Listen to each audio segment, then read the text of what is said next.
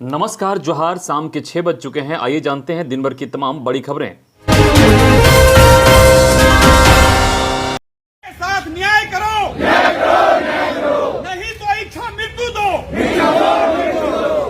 पहली और बड़ी खबर, टीजीटी सफल अभ्यर्थियों ने प्रोजेक्ट समेत मंत्री मिथिलेश के आवास पर किया विरोध प्रदर्शन, याद दिलाया वादा।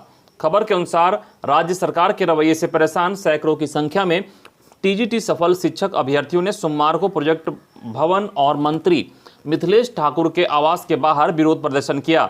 सभी अभ्यर्थी अपनी मांगों को लेकर मुख्य सचिव और मंत्री से मिलने पहुंचे थे। इस दौरान घेराव कर रहे अभ्यर्थियों को पुलिस ने रोका और कहा, पहले अनुमति लें फिर आएं। बता दें कि पुलिस के रोके जाने पर टीजीटी अभ्यर्थियों ने कहा कि जनप्रतिनिधियों से मिलने के लिए अनुमति जरूरी नहीं है। पुलिस ने अभ्यर्थियों से कहा कि बिना पूर्व सूचना के आप मंत्री का आवास घेराव करने कैसे आ सकते हैं। इस पर एक छात्र ने पुलिस को कहा कि मंत्री हमारे जनप्रतिनिधि होते हैं, उनसे मिलने के लिए हमें किसी की सूचना देने की जरूरत नहीं है। नाराज छात्रों ने कहा कि पीजीटी शिक्षक नियुक्ति प्रक्रिया 2016 को निकाली गई थी। 5 साल हो गए हैं, लेकिन अभी तक नियुक्ति की प्रक्रिया पेंडिंग है। सुप्रीम कोर्ट में मामला गया। आज सुप्रीम कोर्ट से जब आदेश मिला है तो भी हम लोगों की नियुक्ति नहीं की जा रही है। छात्रों ने बताया है कि आखिर हम लोग क्या करें, न्याय के लिए किसके पास जाएं। न्यायपालिका से भी न्याय मिलने के बाद सफल अभ्यर्थियों की नियुक्ति नहीं की जा रही है। सारी प्रक्रिया पूरी हो गई। फाइनल रिजल्ट निकालने के साथ डॉक्यूमेंट वेरिफिकेशन भी हो गया। बस केवल स्कूल अलॉट होना बाकी है। लेकिन सुप्रीम कोर्ट में मामला जाने का हवाला देकर नियुक्ति प्रक्रिया रोक दी गई थी। आज जब सुप्रीम कोर्ट से भी आदेश मिल गया है तो भी नियुक्ति नहीं की जा रही है। अगली खबर की बात करें तो सर्च अभियान के दौरान आईईडी के चपेट में आने से एक जवान घायल, रांची रेफर। घटना गुमला जिले की कुरुमगढ़ थाना क्षेत्र के मरवा जंगल की बताई जा रही है। बताया जाता है कि हार्डकोर नक्सली बुद्धेश्वर उरांव और रविंदर गंजू अपनी सुरक्षा के लिए जंगलों में आईईडी बम बिछा रखा है। आईईडी के चपेट में पुलिस और ग्रामीण आ रहे हैं। हाल के महीनों में लोहरदगा और गुमला जिले के जंगलों में आईईडी विस्फोट की 5 घटनाएं हुई हैं, जिनमें एक जवान और ग्रामीण की मौत हो गई थी, जबकि 2 जवान और ग्रामीण गंभीर रूप से घायल हो गए हैं। गौरतलब है कि भाकपा माओवादी के जोनल कमांडर 15 लाख रुपए का इनामी नक्सली बुद्धेश्वर उरांव और रविंदर गंजू अपनी सुरक्षा के लिए जंगलों में जगह जगह पर 250-250 ग्राम का आईईडी बम बिछा रखा है, ताकि पुलिस जब जंगल में घुसे तो आईईडी बम की चपेट में आ सके और वो सुरक्षित रह सके।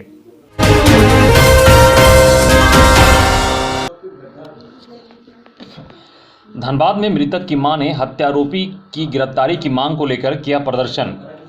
धनबाद के रणधीर वर्मा चौक पर मंगलवार को जस्टिस फॉर रोशन बैनर लेकर महिलाओं ने एक दिवसीय धरना दिया।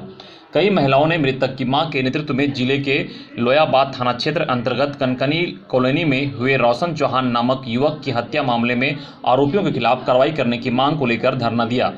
इस मामले में मृतक की मां रीता देवी का कहना है कि जांच में लोयाबाद पुलिस लापरवाही बरत रही है। कई आरोपी अब भी खुलेआम घूम रहे हैं, जबकि प्रेमलता नामक महिला का नाम शामिल नहीं किया जा रहा है। कहा कि घटना को सुनियोजित तरीके से एक षड्यंत्र के तहत अंजाम दिया गया। अगली खबर, आंगनबाड़ी सेविका सेविकाओं का 4 माह से नहीं मिला मानदेय, जल्द भुगतान हो।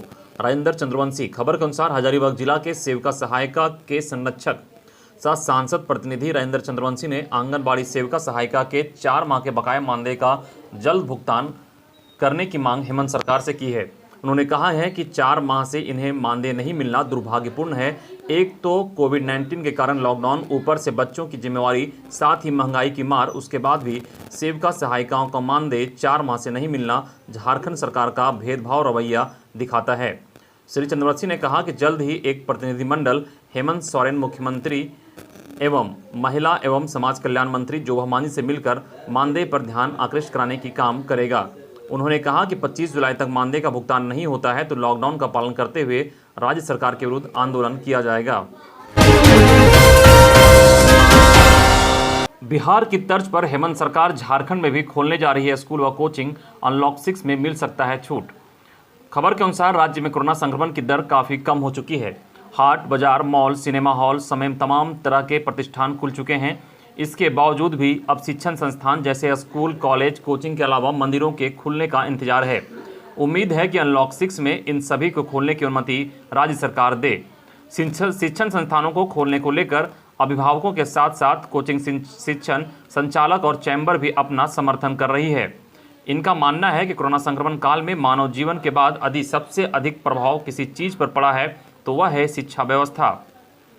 झारखंड अभिभावक संघ के मनोज मिश्रा का कहना है कि बच्चों को पहले टीका लगवाया जाए, ऐसी व्यवस्था हो तो शिक्षकों और कर्मचारियों को पूरी तरह से टीका लगवाया जाए, इसके बाद ही स्कूल खोला जाए। उन्होंने कहा कि फिलहाल 9वीं, 10वीं, 11वीं और 12वीं की कक्षाएं नियमों के तहत संचालित की जा सकती है।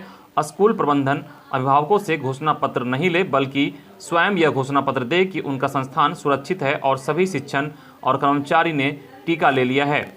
कोचिंग फेडरेशन ऑफ इंडिया के झारखंड प्रदेश अध्यक्ष मनोज कुमार सिंह ने कहा कि बीते 19 माह से कोचिंग संस्थान बंद है। संचालकों के सामने भुखमरी की स्थिति आ चुकी है। अब भी संस्थान नहीं खोला गया तो स्थिति और विकराल होगी। अन्य राज्यों में दिशा निर्देशों के साथ शैक्षणिक संस्थान को खोल दिया गया है। अब झारखंड में भी स्थिति सामान्य हो रही है तो इस पर ध्यान देने की जरूरत है। अगली खबर, कोविड की तीसरी लहर की आशंका, बाबा बैद्यनाथ मंदिर खुलने पर संशय बरकरार। सावन के महीने में बाबा बैद्यनाथ के मंदिर में भारी भीड़ होती है। कोरोना की तीसरी लहर की आशंका के बीच प्रशासन इस असमंजस में है कि मंदिरों को खोला जाएगा या नहीं। ऐसे में बाबा धाम जाने वाले तीर्थयात्री परेशान हैं कि वे धर्म यात्रा पर निकलने की तैयारी करें या नहीं। प्रशासन ने अभी तक श्रावणी मेला पर कोई भी फैसला नहीं किया है। झारखंड में कोरोना संकट की आशंका के बीच अनलॉक 5 में भी सरकार ने मंदिरों को आम लोगों के लिए खोले जाने की इजाज़त अभी नहीं दी है। 25 जुलाई से सावन का महीना शुरू होने जा रहा है। सभी मंदिर भक्तों के लिए बंद है। ऐसे में न तो मंदिर खोलने पर कोई निर्णय अब तक लिया गया है, न ही सावन में लगने वाले श्रावणी मेले पर। मुख्यमंत्री प्रोत्साहन योजना के अंतर्गत झारखंड सरकार द्वारा राज्य के बेरोजगार युवाओं को सहायता पहुंचाने और उन्हें रोजगार से जोड़ने के उद्देश्य से उनकी 1 वर्ष के लिए 5,000 रुपये दिए जाएंगे। उक्त जानकारी जिला नियोजन पदाधिकारी सरायकेला खरसावां की ज्योत्सना दास ने दी। साथ ही उन्होंने इस योजना के बारे में विस्तृत जानकारी दी। इसके लिए योग्यता, राज्य के विभिन्न विभागों द्वारा संचालित कौशल प्रशिक्षण के तहत अल्पकालीन प्रशिक्षण, सरकारी ITI, सरकारी पॉलिटेक्निक एवं सरकारी व्यावसायिक पाठ्यक्रम जो नेशनल स्किल क्वालिफिकेशन फ्रेमवर्क से जुड़ा हो, से उत्तीर्ण एवं सरकार के द्वारा स्थापित मानकों पर सफलतापूर्वक प्रमाणित होना चाहिए। आवेदन के लिए आवेदक जिस विभाग से प्रशिक्षण प्राप्त किया है उस विभाग में आवेदन पत्र में शपथ पत्र के साथ पात्रता से संबंधित एवं अन्य प्रमाण पत्रों सहित आवेदन कर सकते हैं। आवेदक आवेदन पत्र को जिला नियोजनालय सरायकेला खरसावां कार्यालय से प्राप्त कर सकते हैं अथवा https://saraikela.nic.in से भी डाउनलोड कर सकते हैं। अगली खबर, IMA की सरकार को चेतावनी, कोरोना की तीसरी लहर की आशंका बरकरार, तीर्थ यात्रा पर्यटन को कुछ दिन स्थगित किया जाए। इंडियन मेडिकल एसोसिएशन ने कोरोना की तीसरी लहर आने की आशंका के बीच पर्यटन स्थलों को खोले जाने पर चिंता व्यक्त की है। हालांकि अभी भारत में नए कोरोना केसों में गिरावट देखी जा रही है, लेकिन विशेषज्ञों ने चेतावनी दी है कि अगर लापरवाही बरती गई तो कोरोना फिर से देश में कहर बरपा सकता है। बता दें कि IMA ने केंद्र और राज्य सरकारों से कम 3 महीने के लिए कोरोना गाइडलाइंस को सख्ती से लागू करने की अपील की है। इस संबंध में IMA द्वारा केंद्र और राज्य सरकारों को भेजे गए पत्र में कहा गया है कि पर्यटक, तीर्थ यात्रा, धार्मिक उत्सव सभी की जरूरत है, लेकिन अभी हम कुछ और महीनों तक इंतजार कर सकते हैं। अपनी मांगों को लेकर झारखंड कर्मचारी मजदूर मोर्चा BAU धरने पर बैठे। झारखंड कर्मचारी मजदूर मोर्चा के सदस्य बिरसा कृषि विश्वविद्यालय में अपनी मांगों को लेकर धरना पर बैठ गए हैं। धरना पर बैठे लोगों का कहना है कि विगत 20 से 25 सालों से कार्य कैजुअल मजदूर के तौर पर काम कर रहे हैं, मगर BAU की तरफ से कोई सहायता नहीं मिल रही है। यहां तक कि कर्मचारियों का PF, ESI का रकम कहां जा रहा है किसी मजदूर को मालूम नहीं। विगत 3 महीने से काम कर रहे मजदूरों का वेतन भी BAU प्रशासन के द्वारा नहीं दिया जा रहा है, जिससे परेशान होकर कैजुअल कर्मचारी धरने पर बैठे हैं।